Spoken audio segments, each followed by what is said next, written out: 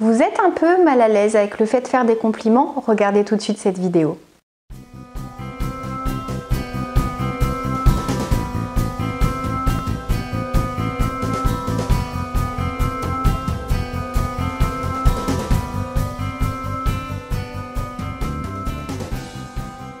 Bonjour à tous, je m'appelle Valérie Sauvage, je suis coach et j'accompagne au quotidien des particuliers mais aussi des professionnels qui ont envie de travailler certains ingrédients qui les mèneront vers une vie plus épanouissante, plus sereine et vraiment à la hauteur de leurs espérances.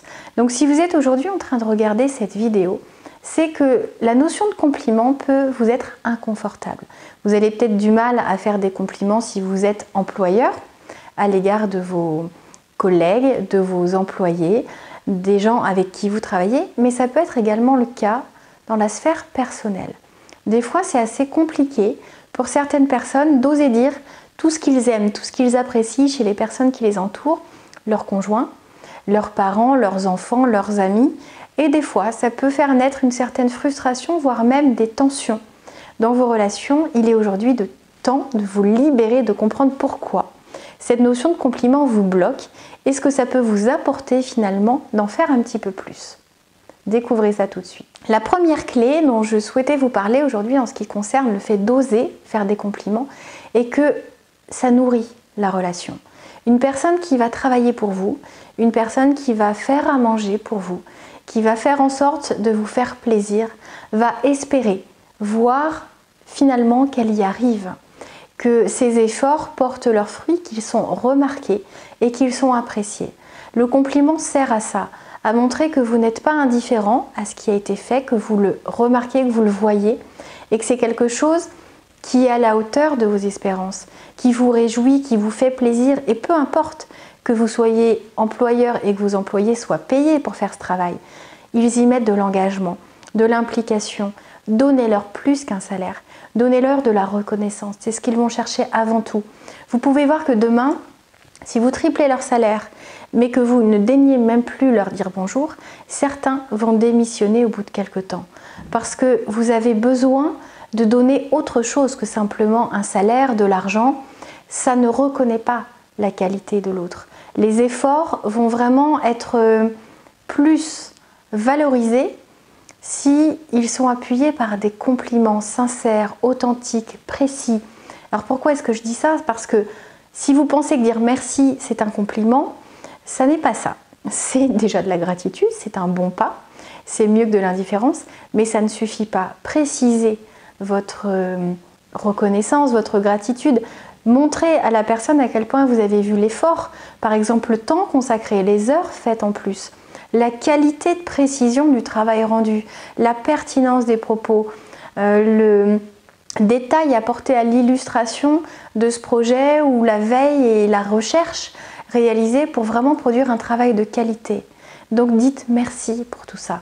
Reconnaissez à quel point vous appréciez travailler avec la personne, à quel point vous reconnaissez ses qualités et professionnelles et humaines aussi. Vous avez certaines personnes qui vont avoir des postes peut-être avec peu de responsabilités, avec peu d'impact sur le quotidien et votre chiffre d'affaires, mais qui vont fédérer, qui vont faire en sorte que l'ensemble des personnes travaillant avec vous ou pour vous vont aimer venir là, parce que cette personne sera agréable, gentille, souriante, va vraiment favoriser le bien-être au travail et rien que pour ça, vous pouvez faire des compliments sur les valeurs humaines de cette personne. N'attendez pas trop. N'attendez pas de la perfection. Ça n'est pas une nouvelle fois parce que vous employez, que vous payez quelqu'un pour faire un certain travail, qu'elle vous doit son sourire, qu'elle vous doit son engagement, qu'elle vous doit plus d'efforts que le fait de faire un travail propre, net, mais pas aussi poussé et aussi qualitatif que ce qu'elle fait. Donc montrez que vous voyez la différence entre un travail lambda et un travail vraiment aussi qualitatif que celui qui est produit par la personne qui mérite ce compliment. Ne soyez pas avare, s'il vous plaît, parce que c'est vraiment important et c'est comme ça que vous vous ferez apprécier, que vous allez éviter des turnovers, que vous allez voir vos employés aimer votre structure, aimer travailler avec vous, parler en bien de ce confort qu'il y a à travailler avec vous et ce qui vous aidera d'ailleurs à attirer de nouveaux profils. Et ça, c'est toujours intéressant. Si beaucoup de sociétés de par le monde sont en train de faire en sorte qu'il soit agréable de vivre et de travailler dans leur entreprise, c'est bien parce qu'en termes d'image et puis d'employabilité, ça va augmenter l'attrait de certains profils pour d'autres structures, et donc faites partie de ces structures dans lesquelles les gens ont envie et plaisir à travailler. Ça, c'est un point si vous êtes employeur.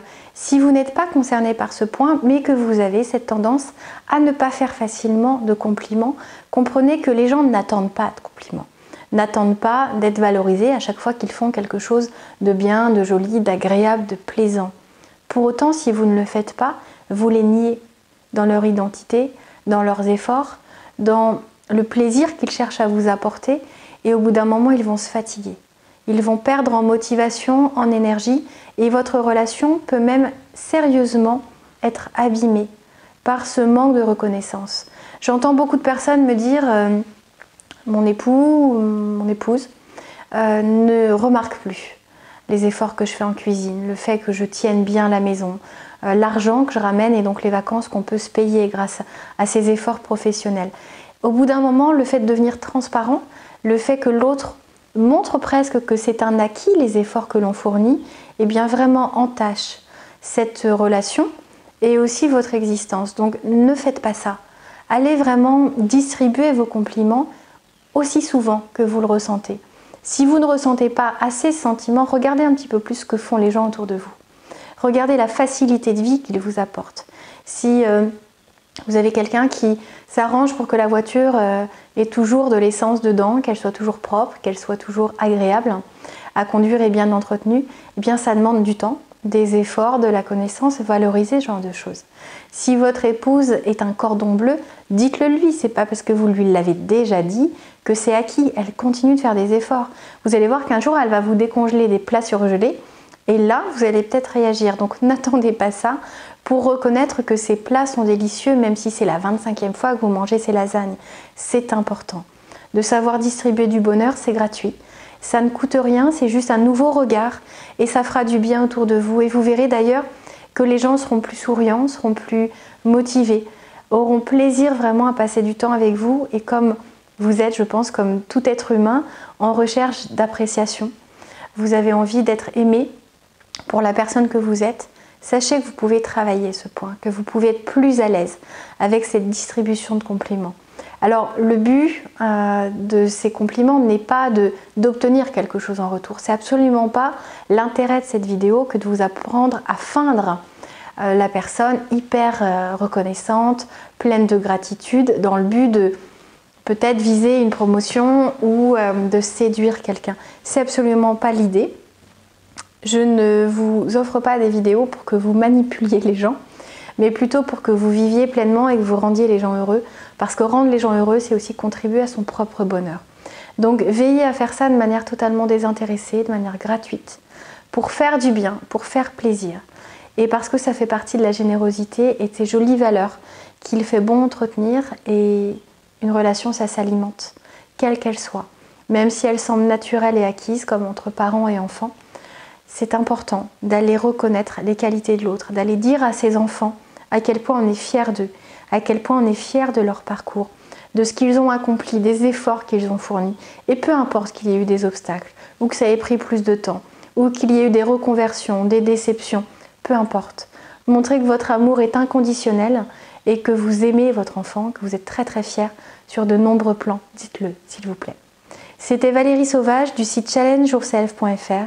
Si vous avez envie que je vous accompagne pour travailler finalement votre communication, travailler vos relations dans la sphère professionnelle ou personnelle, je vous invite à me contacter sur mon site challengeyourself.fr. Mon mail, le voici, contact@challengeyourself.fr. La vie est belle, donnez-lui juste un autre goût, une plus forte intensité. Donnez le sens à votre existence de manière à vivre pleinement et à ne rien regretter, ou autant que possible. C'était Valérie Sauvage, je vous dis à très bientôt et surtout si vous avez aimé cette vidéo, montrez-le moi. Mettez-moi un petit pouce j'aime, c'est une jolie récompense. Interagissez, posez-moi vos questions, commentez ces vidéos pour que je puisse toujours plus vous offrir des contenus pertinents qui vont vous aider et vous accompagner. À très bientôt, au revoir.